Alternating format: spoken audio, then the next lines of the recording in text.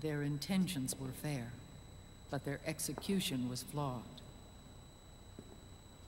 Zero developed weapons, amassed armies, used information for extortion, all in order to gain more wealth. He was obsessed with controlling awareness on the inside from the outside. But I cannot imagine that's what the boss would have wanted. They both misinterpreted her will.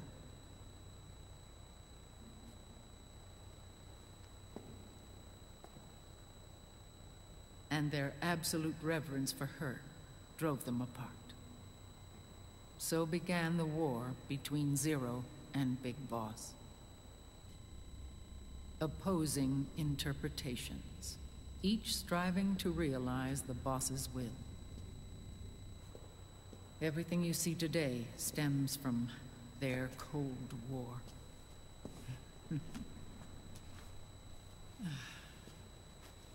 Differences in race, in religion, in ideology.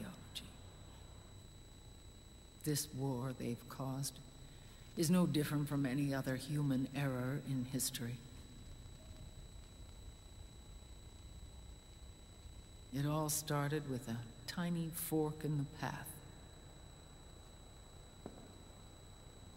and grew into a great rift.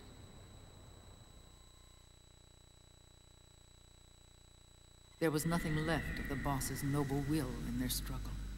All that remained was hatred, a passion to destroy one another.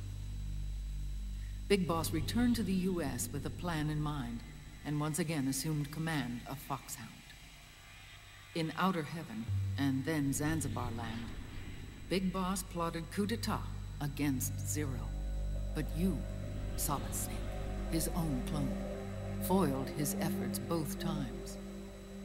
Big Boss and Gray Fox, Frank Yeager, were left near death.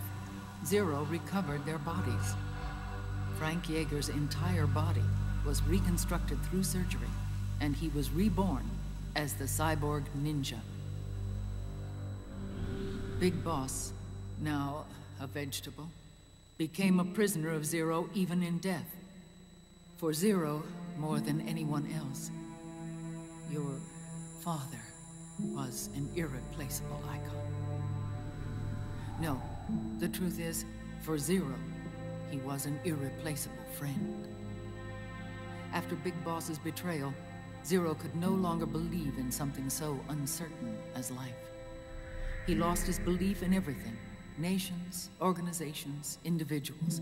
Zero was no longer willing to place his organization in the hands of the next generation. Instead, he set up a network of AIs, a decision-making system formed from all the information he had accumulated. He built 4 AIs, GW, TJ, AL, and TR, as sort of a digital Mount Rushmore, and 1 core artificial intelligence to unite them, John Doe. GW. The same GW we destroyed 5 years ago. The same. Ever since GW was cut off, JD and the other 3 AIs have controlled all information on every aspect of global society. Economics, politics, law, morals, and culture. The war economy is no exception. In the shadow of the system and its complete control over the world, Big Boss isn't allowed to live or die. He's trapped for eternity in a brain-dead prison. To bind himself to his friend, to ensure his rule over the world, Zero transformed Big Boss into an icon, neither living nor dead. Sounds almost like a religion. Naturally, Ocelot and I plan to free him from Zero's prison. We enlisted Naomi Hunter, an authority in the field of nanomachine research, into our organization. And we used Frank Yeager to kill Dr. Clark. Ocelot tortured the DARPA chief, Donald Anderson, also known as Sigint, to death, and made it look like an accident. The Shadow Moses incident. With Paramedic and Sigint dead, Zero was the only one left. But we too paid a price. I lost Ocelot. Ocelot wasn't fighting for the Pentagon or the Russians, and certainly not for Zero. He was fighting for Big Boss. He idolized him.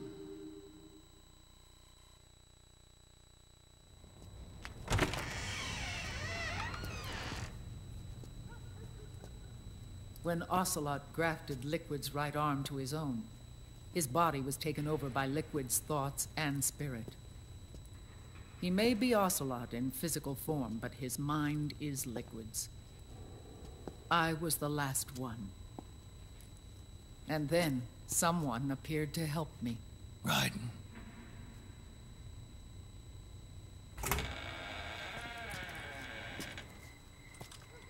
It was when I met him that I finally discovered the location of Big Boss.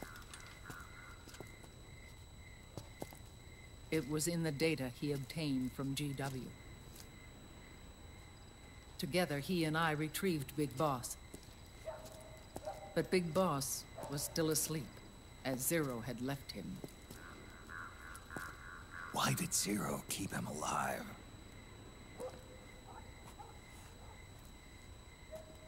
People need heroes. Zero wanted to create a messiah. A legend that would never die. Liquid is after Big Boss's body.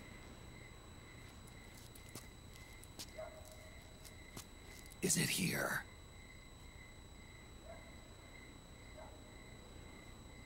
I'll take you to meet him.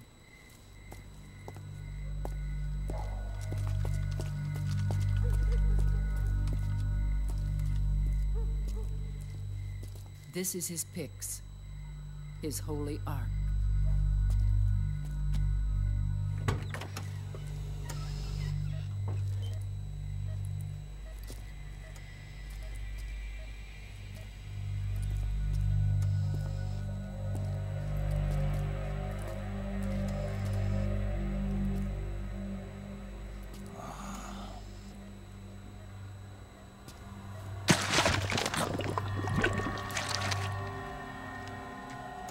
His body is alive, but his consciousness is locked away by nanomachines.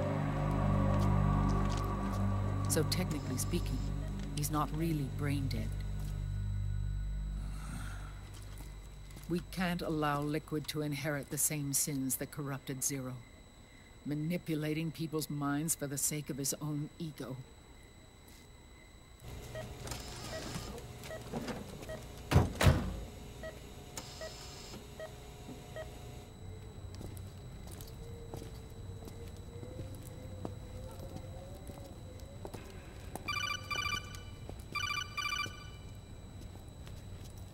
Otacon. Snake, it's Naomi. What happened? She's gone. She's not in the Nomad anymore. When? Less than an hour ago. She disappeared right after she and Sonny got back from Dr. Madnar's place. Why weren't you watching her? I didn't have my glasses on. Naomi said it herself. The experiment can't succeed without her. You think she went back to Liquid? What about Raiden? Good news on that front. We managed to get our hands on a dialysis machine and set up an ICU. We just started him on dialysis and treatment for his wounds. Will he live? Yeah, no worries there. Sonny's taken over for Naomi. But his treatment's probably gonna take 48 hours. Until then, Raiden can't move. Hey, you! Come here!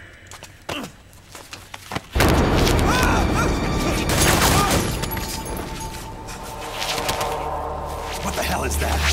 Move!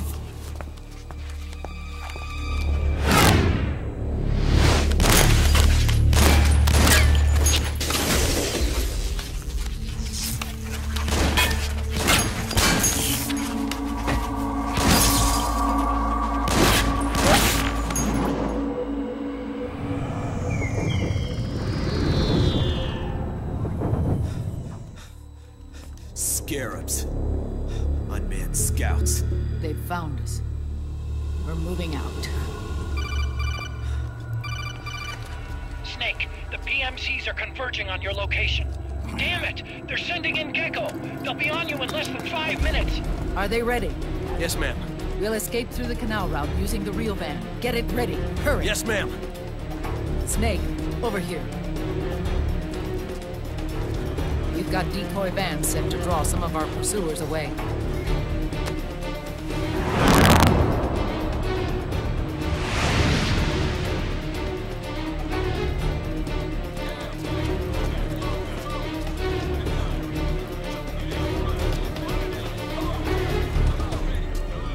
All of these children were orphans.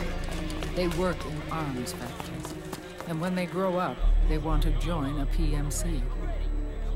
They seek revenge on other companies, PMCs that killed their parents, and use their earnings to support their younger siblings. There are countless child soldiers like these in the PMCs. Nowadays, anyone with a computer can get combat training. The FPS games that these children love are distributed for free by these companies. Of course, it's all just virtual training. It's so easy for them to get absorbed by these war games. And before they know it, they're in the PMCs holding real guns. These kids end up fighting in proxy wars that have nothing to do with their own lives. They think it's cool to fight like this. They think that combat is life. They don't need a reason to fight. After all, for them, it's only a game. Zero is the cause of all this. Defeating Liquid won't change things. Unless we stop the Patriot system, the cycle will go unbroken.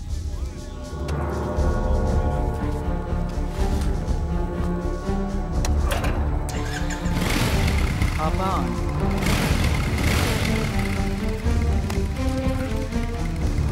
Hold on to me.